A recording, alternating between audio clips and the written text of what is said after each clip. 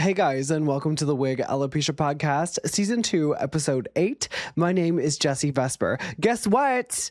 Hot people have the upper hand. I'm here to tell it to you first, because guess what? They do. It's true.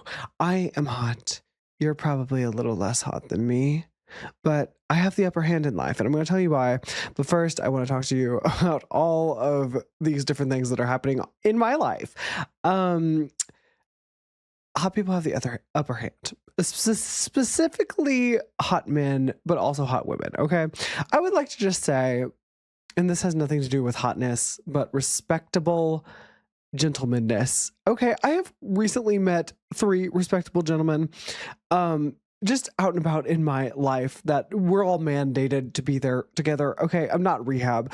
At work, at different places I'm working, I've met 3 respectable gentlemen, all significantly younger than me. Okay, I would say 23 or younger, but like, you know, of working age. So like 16 or older, but they're not kids. So they're 18 or older, whatever. Anyways, these young men, I've never met young men that have not either been terrified of me, rude to me, or dumb. And these men are none of those things.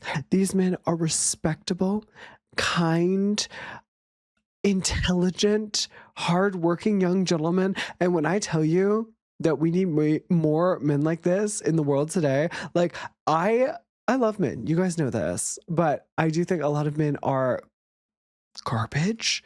Not all men are trash, but most, except for like maybe 5 guys that probably aren't complete garbage, you know?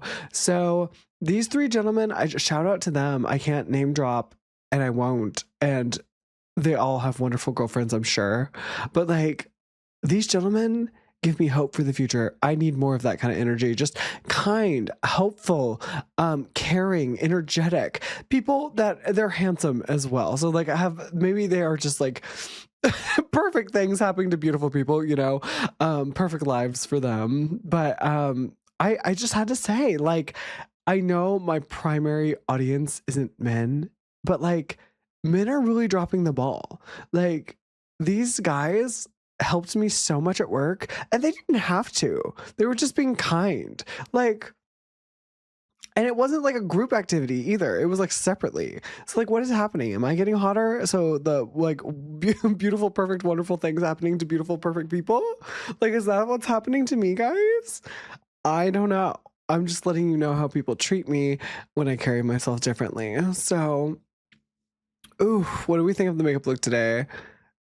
Okay, I'm actually doing a wear test. So if you think my makeup looks a little crazy today, it's because it does. All right. And hope you guys will see the wear test hopefully next week. But guys, I had to tell you about my not boyfriends. And now, honestly, there hasn't been that much crazy stuff happening in my life. Sure. Did my producer drop me and my guitar guy leave me and I haven't found a new producer? Yes.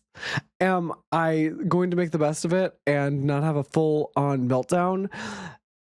To be determined. I'm still looking for a producer, so like that's in the works. But other than that, I'm just focusing on my content. And you guys know that means that I'm going to be doing some fun stuff over here on YouTube. Well, if you're watching this on Spotify, over there on YouTube. But if you're not, over here on YouTube.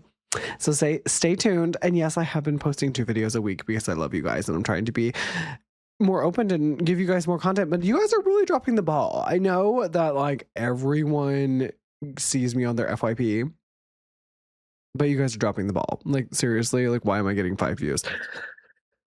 I'm putting in way too much work for you guys to let me flop like this. So like, comment, subscribe per the usual. And I need to talk. Oh, also last order of business, the OOTD outfit of the day. Guys, I feel like my breasts look really good. I think they do. I love this top. It's super soft. My issue is like one of the buttons. My bodice is just like, I don't want to stretch too hard. You know, I don't want to be like Ellie Mae Clampett and just like be a little too busty with the buttons. You know what I'm saying? So here she is in all her realness. And I have 2 artists. Actually, I have a lot of artists. This is kind of a promo episode for every artist I love currently. So lock in. This isn't every artist I love, obviously, because I love so many artists, but I am obsessing over 2 to 6 artists right now. The first one is XKYLAR. I would say Kyler, but I don't know if the X is silent or if it's like Skylar. So I'm not sure how to pronounce this artist's name. Now, I did go on a little tirade. A little rant, a tirade. A tirade? What is the word I'm looking for? I started posting on X, okay? I had to say some things because people are not listening to me when I say that these people have their fingers on the pulse of what is the future of music. Okay, we're hearing a lot of new people arise out of the ashes of what musical society is and has been. And I think that is a recession indicator, as so many people have pointed out, as well as Slater in her new body of work. And I do think she falls into this category of artist. Okay. Now, comparison is the death of art to some degree, I will admit, but I need to tell you guys, I'm just going to call this artist Kyler. I hope I'm saying Kyler correctly. The spelling is like, is it Skylar? I think it might be Skylar because like the X is an S, maybe? I don't know. But this artist, I love them. This project is so good. So it is a project that is 70 minutes and 17 seconds. Now, it is a pretty short project. That's a pretty short project. It has titles such as Why Is Nobody Dancing, which is a great question. And I think it's an interesting question because socioeconomically speaking, because if you guys have been to a nightclub recently or been out at all, people don't dance like they used to, okay? It's just a fact. People don't. Sometimes people wiggle, but not that often, at least at the places I'm going. I'm going to places with live music typically. And I did see somebody like, you know, doing the headbanging, trying to get some mosh energy, but it was a little, I don't know, in smaller places, smaller bars and things, it's important to read the room. Not everybody is there to mosh. Some people are there to have a drink. Some people are there to flirt. Some people are there to make friends, you know, whatever, catch up with a coworker. So I think it's important when you're in a mutual space to kind of read the room and not go too crazy. There was at the last live show I went at that was like in a bar situation. There was some headbangers that were going pretty hardcore and very Skrillex vibes, Skrillex mosh pit vibes there. And there were some other people like rude dancers in the way, but like overall it was a pretty good experience. So, but whenever you mix drugs and alcohol and those things, which a lot of people are doing in public spaces, you know, you get all kinds of things. So I'm just saying the energy that I've experienced recently in a public setting has not been the best. So I do want to know, why is nobody dancing? You know, and I think a part of that is because everybody's playing really bad music. But I'm a fan of people playing music as long as they're expressing themselves. As far as playing music in public for others to suffer, perhaps turn it down and get headphones. You know what I'm saying? But if it's your music and it's live, that's different. If it's an advertised event. So I'll say that here and now. Okay. Now this is more of an EDM. I would say it falls into the kind of, I don't like to say hyperpop. I don't like to say hyperpop, and you guys know this, and that's because I feel like it's too broad of a term to niche down something that is so much more. It's like such a multitude of importance higher than people blow it off to be. You know, like it takes so much work to make these sounds and to layer and stack and make it go fast and make it go faster, you know? So this artist is just, this project is so good. It's like perfect for the short attention span. It's got good lyrical content. I think it is kind of, it's not super deep lyrical content all the time, but like it is very much like party scene. I love the drugs and the music and the parties. You know, I love it. I'm here. I'm a party girl. I'm ready. I'm ready to move. I'm ready to wiggle. And like, I love that. It's very like high BPM. It's like, I can party to this. I can dance. And I feel like we need more records like this that get people on the floor, you know, or make people want to dance in their living room, which has been my vibe to this. I would dance on the floor as well. But I mean, girl, I'm almost 30. So maybe keep the wiggling to a minimum at home, you know, don't throw the back out, you know.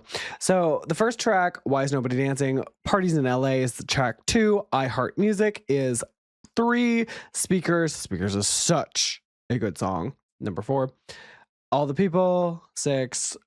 We Are the Night, Sweat is 7, and Last One. So I have added 1, 2, 3, 4, 5 of the 8 songs from this album into one of my playlists. So that's how much I liked it. So I wanted, and I did tweet about this. Go to my Twitter if you guys want to see that. So, and she did reply. So shout out Miss Diva Thing. Okay. I think she is the future and I'm interested to see what she does next. And she has some really awesome visuals. Like the album art to this is sick. So love her. Next up, we need to talk about Tiffany Day. I'm a very new listener to Tiffany Day and I really like their album Halo. That I've listened to a couple of their albums. This was the one I went back to. Okay. I want to spend more time with her as an artist, but I have to I don't always love switching from project to project to project. Sometimes I do to get like a good feel for the artist. But for right now, if something hits like first, I just like to enjoy that. Like if I'm on the hit, let me have the hit, you know? So I've been enjoying her album Halo. Album art is fun. I love it.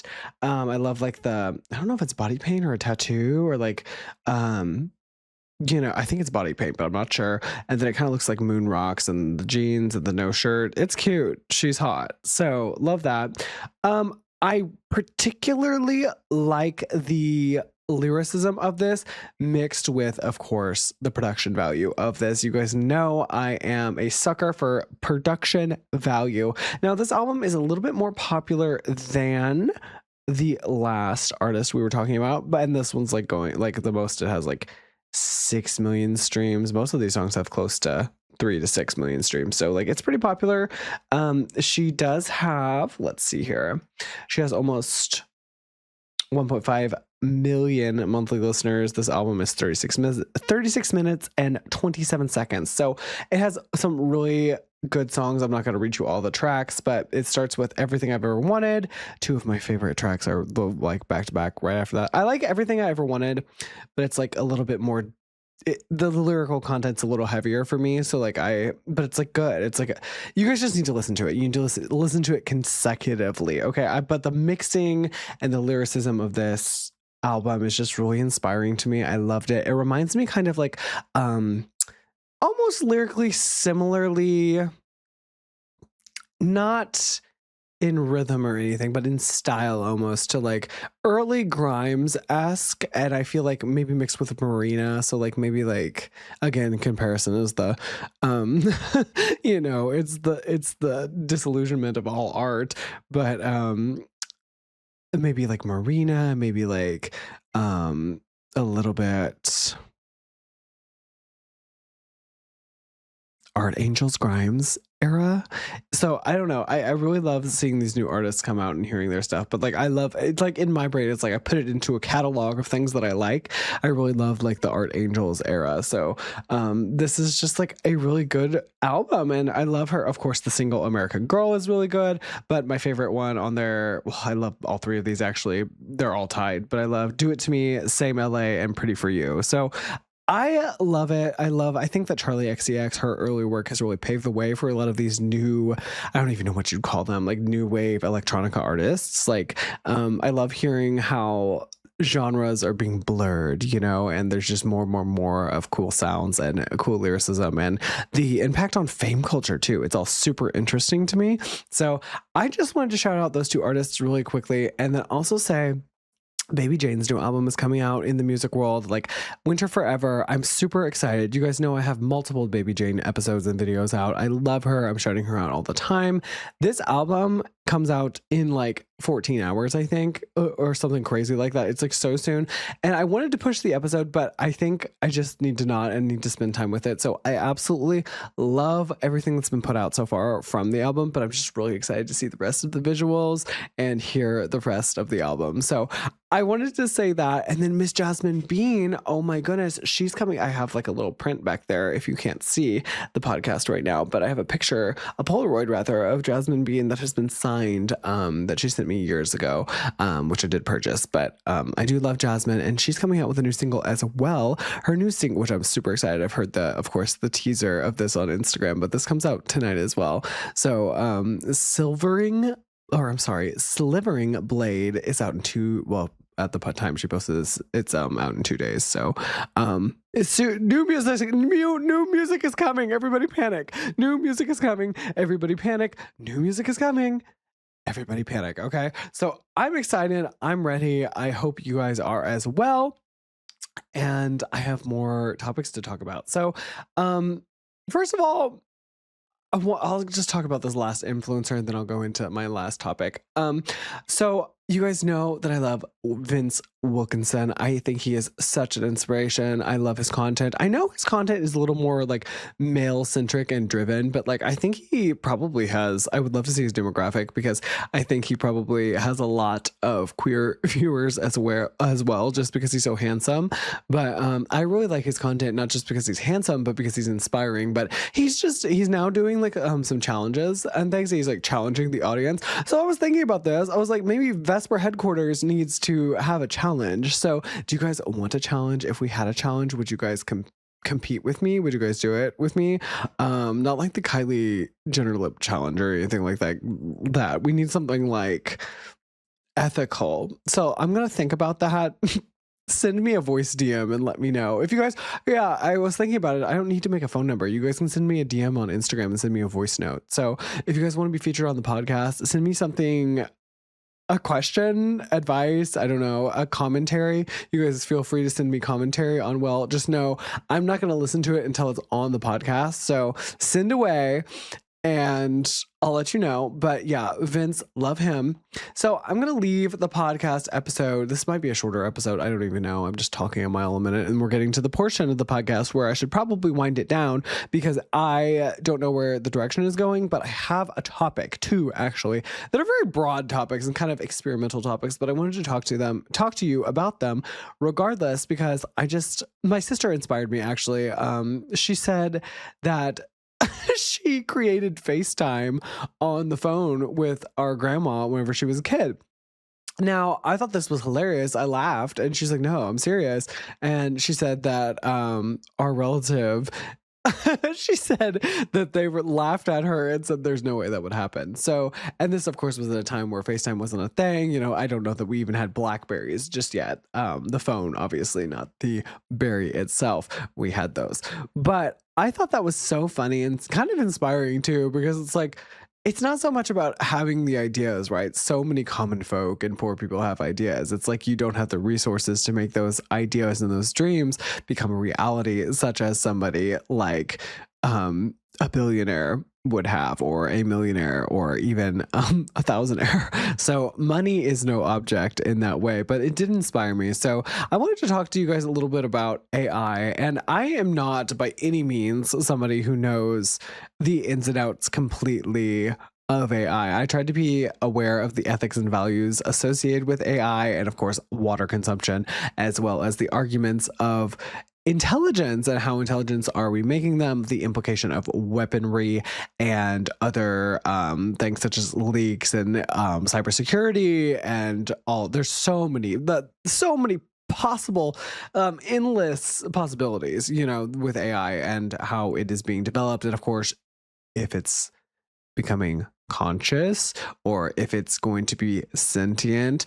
All of those things are things we need to be aware about as a society in a way that is, I feel like, well informed. I feel like the mass majority of people need to be well informed about these topics, but unfortunately I don't think that they are.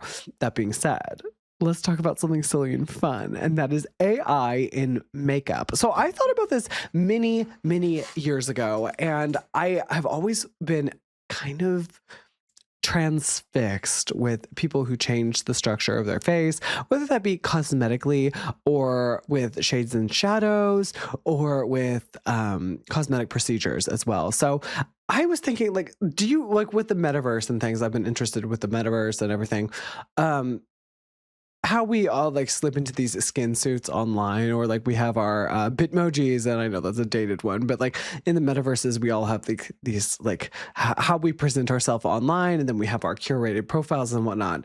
Are we not going to have like something you can stick right here on your chin that is going to project up and down, that is going to give you your daily makeup projection someday? Like, I feel like that tech is not that far away.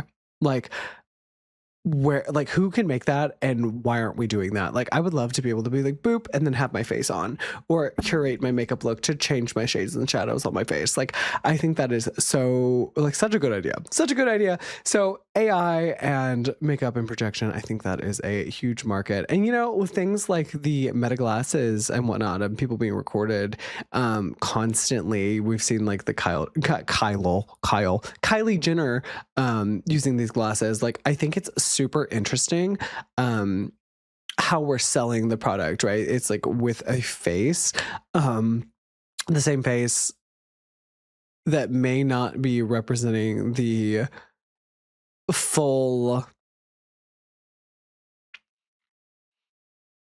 We should be careful whenever we buy things just because of a face, and that is coming from a very pretty face. I feel as if we should try to be aware of the ethical implications of things like meta glasses, but if AI makeup were real, it's like with other tools like AI glasses, you'd think you would be able to, I don't know, as technology progresses, be able to see through things like AI makeup. So I don't know. And of course we have, I don't even know what this thing is called. I'm trying to think of what it's called. I think it is the Meta one. It might be Meta. The giant thing you wear on your head. What is that even called? Like, what can that even do? Like, this tech is so out of reach for like normal people. Like, I guess am I normal? Do you guys think I'm normal? Hey guys, do you think I'm normal? Like, I don't know. Like, I feel like, I don't know. Is that obtainable? And in that same vein, in a very different vein, but a similar vein, I've been thinking a lot about AI and the implications that has on religion. And if you guys have used any of the major AIs like ChatGPT, Claude, any of them, you know, I just, are we letting AI be informed on religion to the degree that it is becoming religion? And I'm not a religious person. I would consider myself borderline atheist, somewhat spiritual. I come from a religious background, but I've kind of disowned that. And I have kind of come to terms with my perfect amount of manifesting and also accepting what comes after life, you know? So I don't know how I feel about AI and religion. I think it's interesting because if you ask AI about religion, it does pull up very like informed answers from what I have seen and what I know. And I like to consider myself pretty well versed in the fandom, at least as far as Christianity is concerned. So I don't know. I just wanted to bring up these two topics, though very broad and though very experimental and theoretical as well. I just think it's interesting. And I think as technology continues to develop, it's important for us not to be afraid. It's important for us to be good stewards of the AI itself, and of course our water and our resources for all, you know, electronics and things. But it is important to remember that it is a tool, and hopefully that tool is bettering society. I think that the medical implications that AI can have could be tremendous. You know, it could be very tremendous. I just fear that, like, in American society specifically, whenever people's medical, it's a business, you know, it's a business here in America, the medical world. So if AI is also a business, which it is now, it's, you know, OpenAI is now for profit. So it does scare me how the dollar sign Slater, the dollar sign can influence these things. So I think it's you know, the Bible says money is the root of all evil. And though I don't fully endorse everything that the Bible says or does, I think there is a lot of truth to that. And even at the time that whoever wrote that specific verse was written, it is interesting that something dates as far back as that to have a ethical implication on money, inflation, profit, you know, gold coins, whatever, crypto, whatever you guys want to call it. But it is interesting that people were realizing how bleak money can make things. So I don't know. I just wanted to post some of those things to you guys. These are the things that I don't always like talking about because I feel like whenever you get into ethics a little bit more deeply, people start to get political. And so like I don't like talking about it because of that. I like to be hee hee ha ha poo poo pee pee sometimes. But these are the things that I'm really thinking about. So I ask you and I pose the question to you. What will it take to make you capitulate? Let me know. Anyways, do you guys think pretty people have the upper hand in life? I think so. Maybe a little bit, but that's okay because most people aren't very pretty on the inside. But I know that you are, especially because you watched all the way to the end of this video. Be sure to like, comment, and subscribe. Follow me cross-platform on every social media. You can find my links down below. And I will catch you guys very soon. Maybe this week even. Another video this week. Maybe next week. Who knows? Who knows? I post when I want to. You're listening to Vesper Take two. You're listening to Vesper FM. Bye. Bye.